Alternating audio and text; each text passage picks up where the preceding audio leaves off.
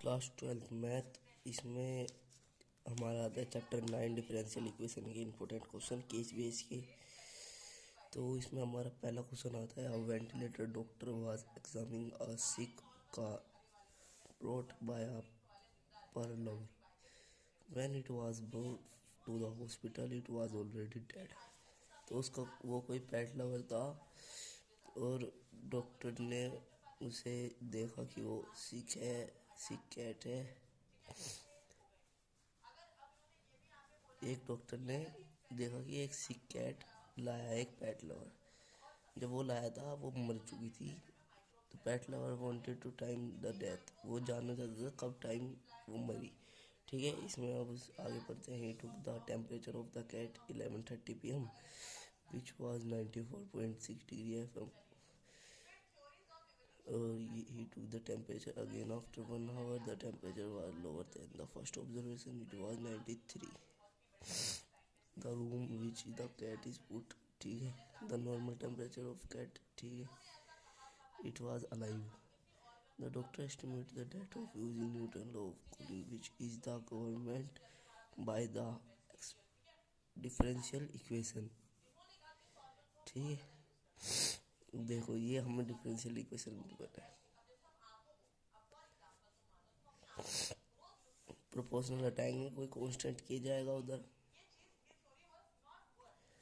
Okay, ये देखो अब करते हैं क्वेश्चन।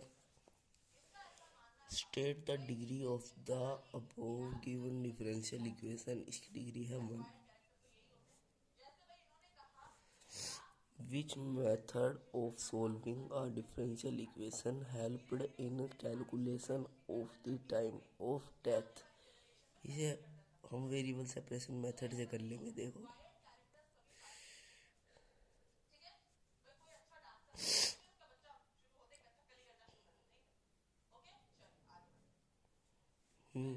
वेरिएबल सेपरेबल मेथड, ठीक है।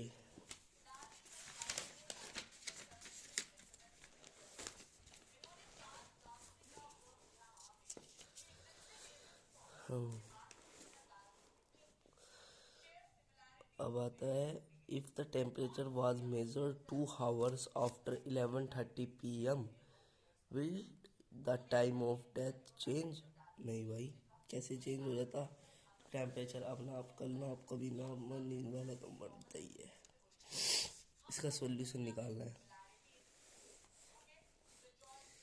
इसका सॉल्यूशन निकाल लेंगे। कांस्टेंट बार, इसका हो जाएगा log mod T-70। इसका हो जाएगा के, और इसका ये कांस्टेंट की है टी, इसका टी प्लस, ये आ गया हमारा ए। अब इसमें if T0 when T is 72 when the value of C is, अगर T0 हो जाए और T 72 हो और तो वैल्यू कितनी होगी C की? log 72 - 70, और ये हो गया 0, तो 0 पूरा, तो आ गया हमारा log 2 आंसर। ठीक है, ऐसे आपको केस बेस सोल्व करनी है। अब देखते हैं second case base study.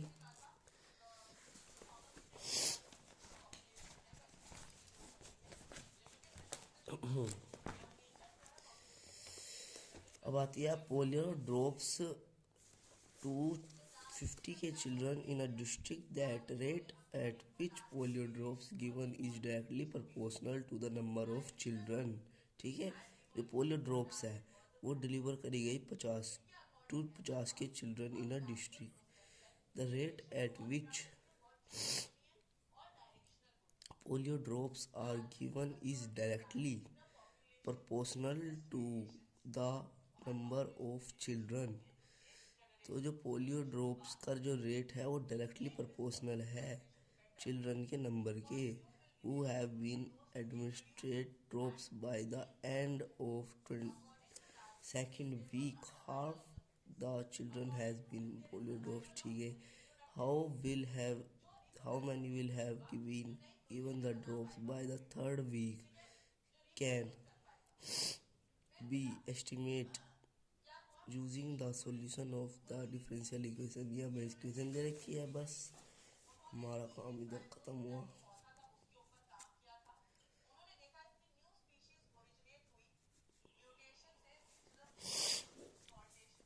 dy by D X हमारे के number of 50 children minus Y. इसका हमें डिग्री बतानी है, जो ऑर्डर बताना है। ऑर्डर इसका 1 है, ठीक है। कैसे? इसका ऑर्डर ये रहा 1। कितनी बार डिफ्रेंशिएशन हो रखा है। Which method is a solving can, इसे सॉल्व करने के लिए कौन सा मेथड लगेगा? इसे सॉल्व करने के लिए तो नॉर्मली हमारा यही लग जाएगा जैसे पहले हुआ था।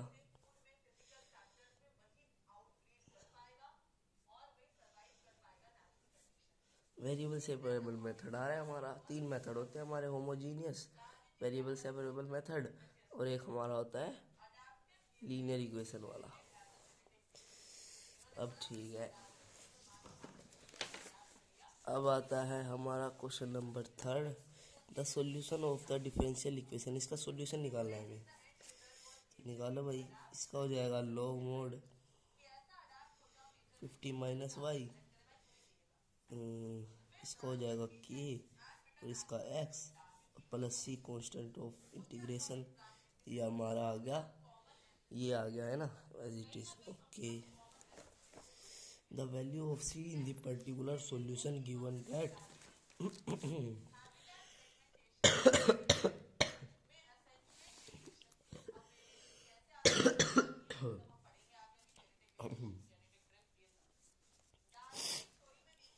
हमारी value of C in the particular solution given that Y 0 और के, हमें के की वैल्यू गिवन है, वाई की वैल्यू गिवन है, हमें निकालना है सी।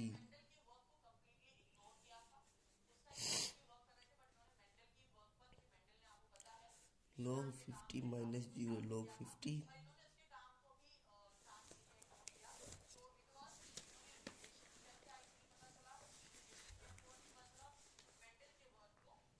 ठीक है। और इधर के है हमारा 0, कितना है के हमारा 0.049।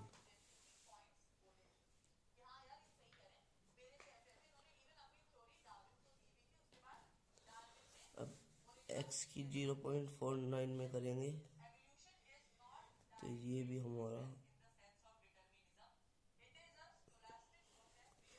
Value of C in the particular solution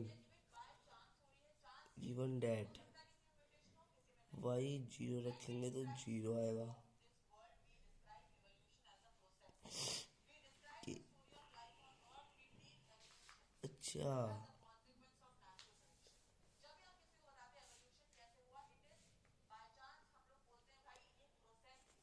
तो ये हाफ हो गया ना, इधर जाएगा, ये आ गया हमारी लॉग इसी वैल्यू सी की। Next question, which of the following solution में be use to find the children. तो इसमें से हम y की वैल्यू निकाल लेंगे। देखो इसमें से हम y की वैल्यू निकाल लेंगे, हमारा एज इट इज आ जाएगा। चलो आगे।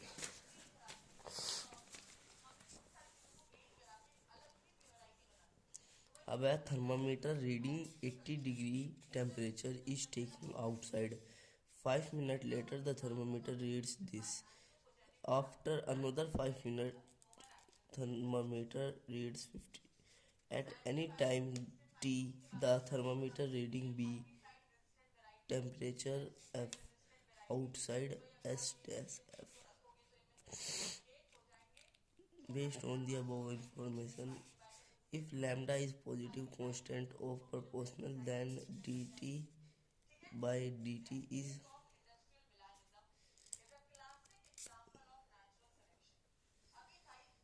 तो यह आएगा हमारा अगर डायरेक्टली प्रोपोर्शनल है positive constant of proportional then, तो फिर देखो हमारा एंगल क्या हो रहा है, टेम्परेचर घटता है, तो ये आएगा हमारा D T by D T minus lambda temperature minus S. ठीक है, ये आएगा हमारा D. The value of T five निकालेंगे।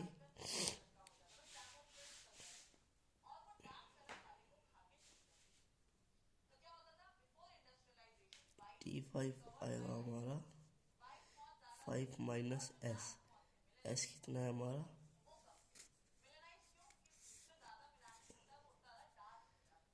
एस है हमारा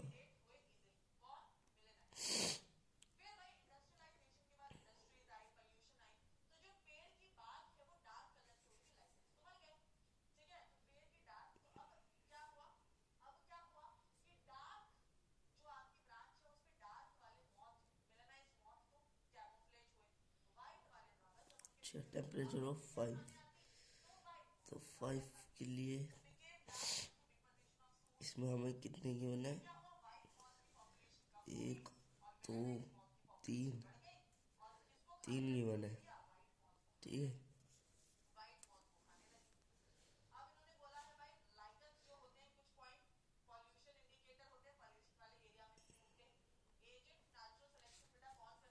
तो जो फर्स्ट डिग्री है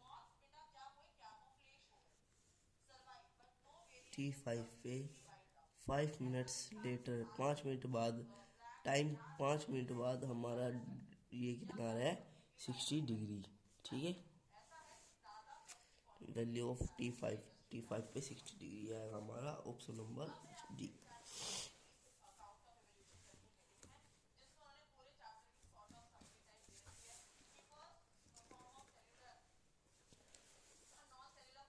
अब बात है हमारे पास T10 पे। तो देखो 10 मिनट पे थर्मामीटर 5 मिनट, 5 तो 5 5 कितने हो गए, 10 मिनट, 10 मिनट पे कितने आ गया, 50 डिग्री। यस, ये आ गया ए। बस इतना सा काम है। ठीक है, at any time T the thermometer reading the time outside the tap. अब क्या पूछा है, find the general solution of the differential equation formed is given situation. तो इसमें अब वो कर लेंगे हम, सॉल्यूशन निकाल लेंगे।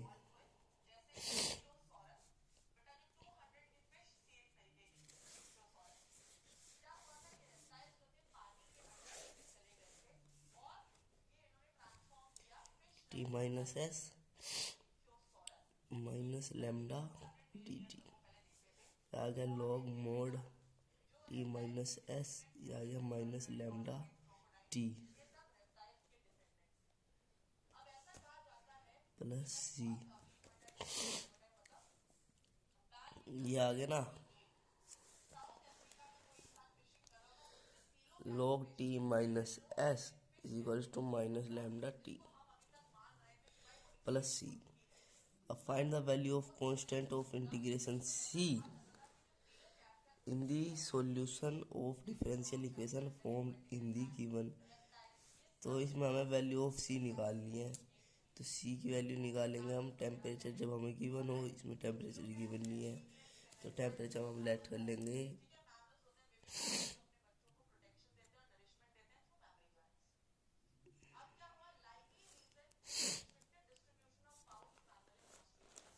टेम्परेचर हम, सबसे पहला टेम्परेचर है हमारा टी। ठीक है, तो हो गया हमारा log 80 minus S lambda T time. Time ये था हमारा, देखो 5 मिनट बाद 60 डिग्री पे, पर ये था टाइम 0 पे 80 डिग्री, मतलब जब शुरुआत में, तो 0 पे 0, तो ये आ गया हमारा सी, कांस्टेंट ऑफ सी। ये हमारा सी ऑप्शन 80 माइनस सी।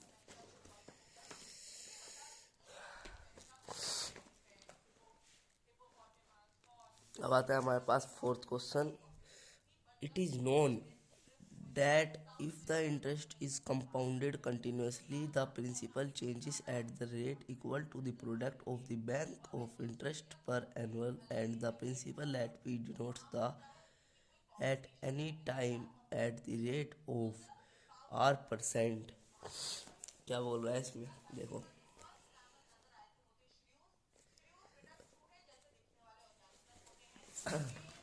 एक second.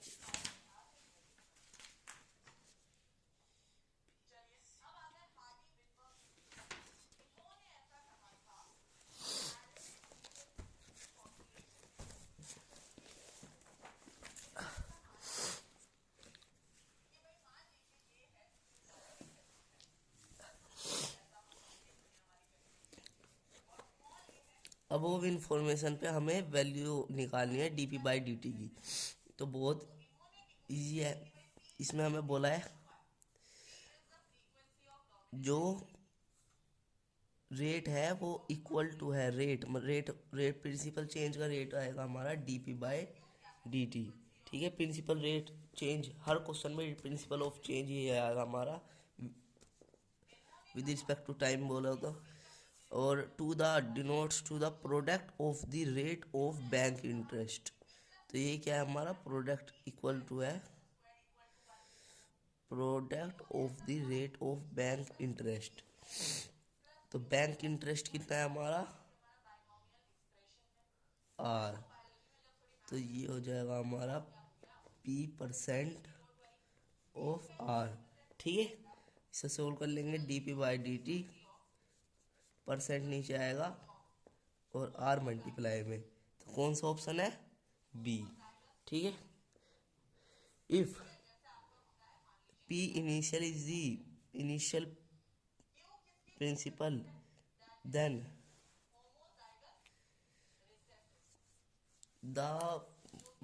the find solution of differential equation formed is given situation। अगर P0 हमारा इनिशियल पॉइंट है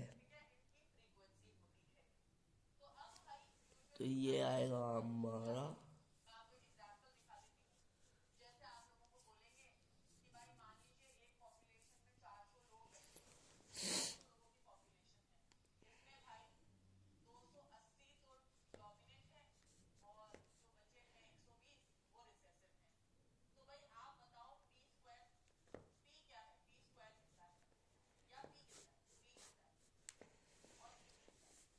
और इसे डिफ्रेंसिएशन कर लेंगे डी पी से, तो इसका अलग इसका अलग इसका भी 1 बाई में लॉग मोटी, और ये आएगा हमारा option number A.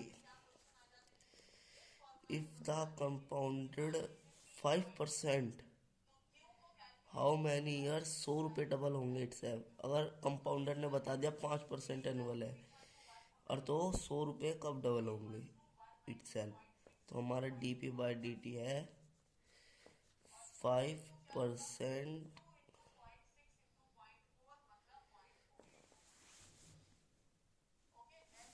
Of P. D P by D T आ गया हमारे पास 5/100 पी। ठीक है, अब पी इधर जाएगा डी टी इधर,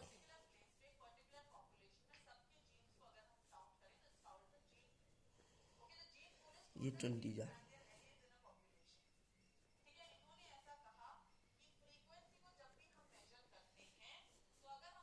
ये हो गया लॉग मोड पी, ये हो गया 1/20 टी प्लस सी। अब इसमें बोला है in how many years will 100 double itself.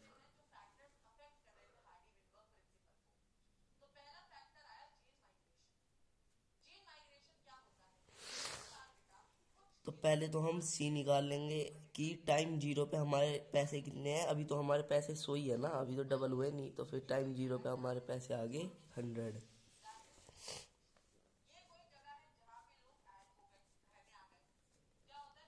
तो पुट कर देंगे लॉग 100 और ये हो गया 0, तो सी आ गया हमारा log 100। ठीक है, अब इससे हमारा log आ गया, c की वैल्यू आ गई तो c की वैल्यू कर देंगे।